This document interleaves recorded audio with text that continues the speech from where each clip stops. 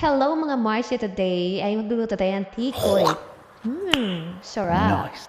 So, ayan guys, ang tikoy na aming niluto. So, ang procedure nito, so buksan natin ang tikoy. Then, ay isa-slice natin siya ng pahaba.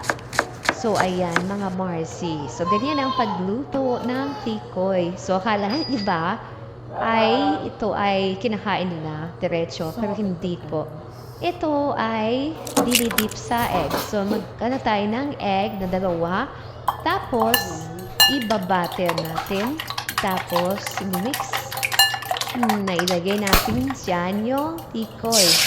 So, ididip natin ng tikoy. After that, ay natin na siyang ipa-fried. So, yan na guys. Na-dip na natin siya dyan. So, ayan. So, matamis po ang tikoy. So, ayan. Nilagay ko na siya sa fried.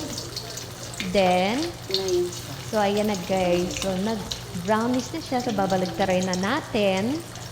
So, after sa pagbabaligtad niyan, guys, yan, luto na yung ating tikoy. So, papakain na Ayan, natin tikman mo na. sa ating Tikman mo na. mister. So, kasi nag-request siya nito. Lutuan ko daw siya.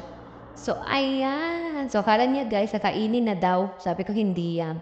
Lulutuin pa yan. So, ayan guys, nasarapan naman siya. So, yan lang guys. Thank you for watching.